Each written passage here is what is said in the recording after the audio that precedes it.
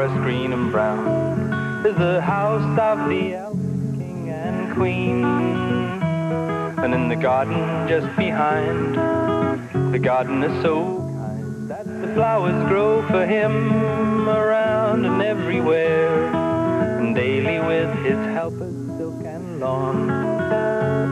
He works there protected by the mother of pearly walls. Flower stories I will tell to you, flower stories of green and blue for you, flower stories I will tell to you, flower stories for you.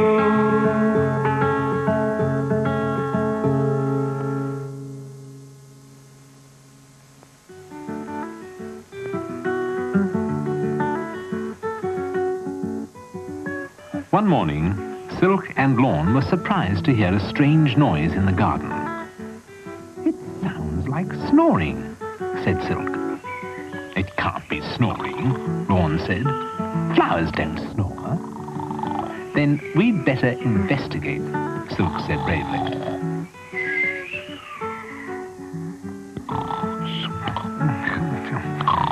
"It's a black and white cat," said Lawn. "How did he get here?" Good morning. Afternoon. Morning. Good morning. My name's James." "What do we do now?" Silk whispered. Do? Interrupted James. "Oh, yes, it'll do very nicely. I'm rather partial to marigolds, you know. Now, look, we'd like to know..." "No? Oh, yes, I would, thank you. I'd like to know a bit more about you now that I'm here." "Here?" said Silk. "Who said anything about you staying here?" "Stay here, did you say?" James asked, pretending to be deaf. Delighted to. Oh, most kind." Tom, tom, tom, tom, to tom, tom, tom, tom. James, it seemed, had come to stay. When the gardener appeared, he couldn't believe his eyes. "What are those, and who are you?" he demanded. My name's James, and these are my household effects. I've just moved in, you see." "No, I don't see," said the gardener. "Well, sir," James began, "because I've nowhere else to live. I'm a second-hand cat, you see, and..." "No, I don't," said the gardener. "Kindly explain yourself."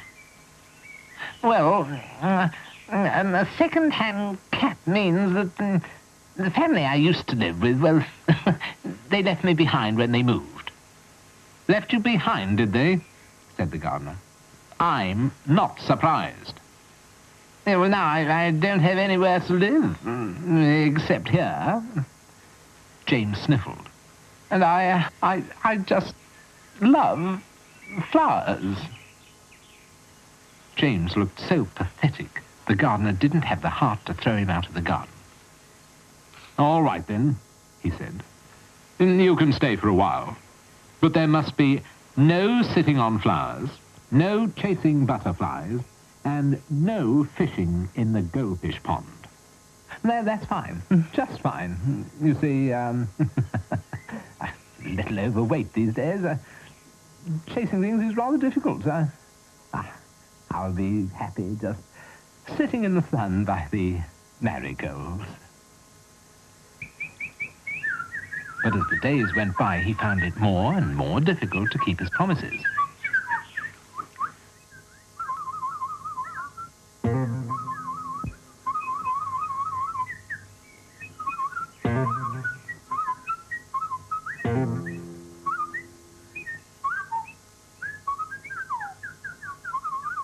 "Ah, James, how kind," said the bird's mother.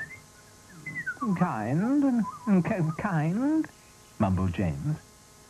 "Yes, kind of you to catch Hercules." "Ah, yes, he fell from the branch. Lucky I was here, really." "Yes, wasn't it? Come on then, Herc. Up we go."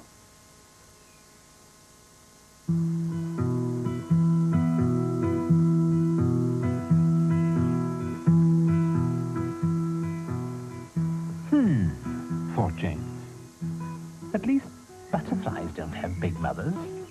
Dum-dee-dum. Dum-dee-dum-dee-dum.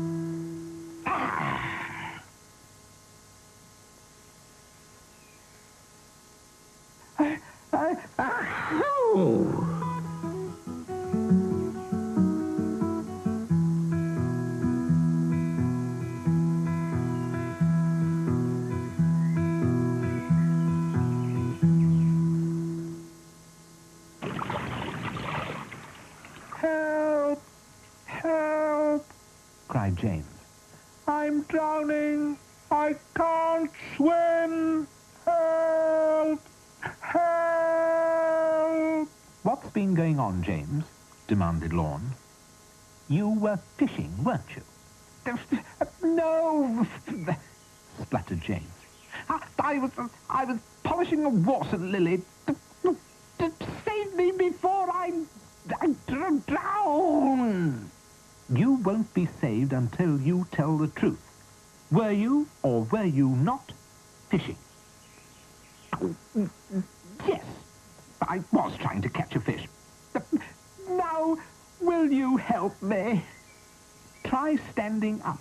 The water's only 4 inches deep, said Silk. By now, the entire garden was aware that James wasn't the well-behaved cat he appeared to be. The sly foxglove, always a troublemaker, was urging the flowers to take action. That cat is a terror. He's frightened little Hercules. One butterfly only just escaped, and the goldfish have turned quite silver with fright. Unless that cat goes, we'll be next, brothers. He'll start sitting on us. The entire garden began to shiver at the thought. And in just a few minutes, they decided to go on strike until James had been expelled. Come now, said the sunflower. that would be a very silly thing to do. There's nothing really wrong with James. He's... Rubbish, retorted the foxglove. It's too late for talking now. I'm going to take a vote. Leaves up for those who want James to go. Right, that's it then. Everybody out! Next morning, the gardener found the whole garden on strike. Only the sunflower and the freesia were open, for being the flowers of the elf king and queen, they had to set a good example. What am I going to do? The gardener asked the sunflower. Nothing like this has ever happened before. I expect you'll have to do what they ask, answered the sunflower sadly. They're on strike until James leaves the garden. Oh dear, there's no choice, said the gardener. James, where are you? Ah, there you are. Now, is it true that the garden is on strike because of your misbehavior? Well, continued the gardener, in that case, you've broken your promises. You'll have to leave the garden. Poor James. Now he was a third-hand cat.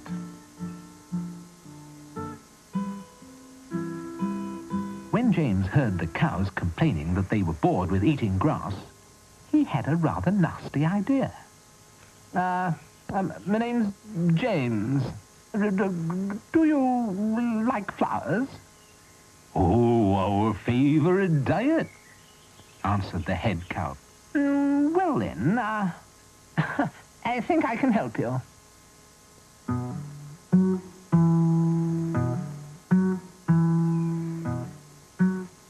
But when he saw the garden again, James began to change his mind.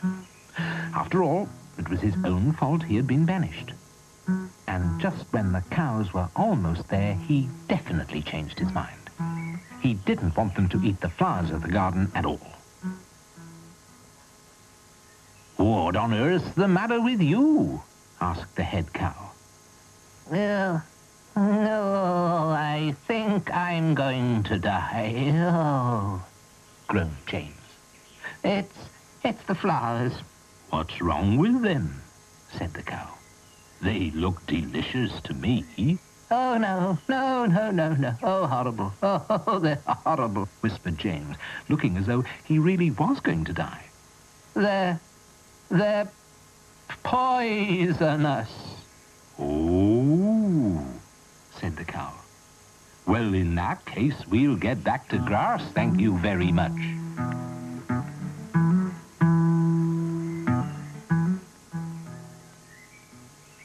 Don't worry, James. I'm really very proud of you. You just saved the garden. Leaves up all those flowers who want to give James a second chance.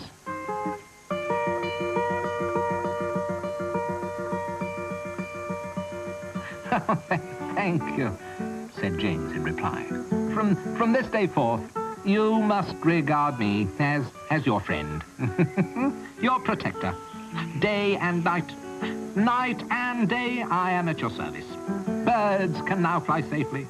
Flowers sleep carefree in their beds. Bees and butterflies can come to me at any time for help, for advice, for a chat. Remember, my name's James, and James is your friend. Friends!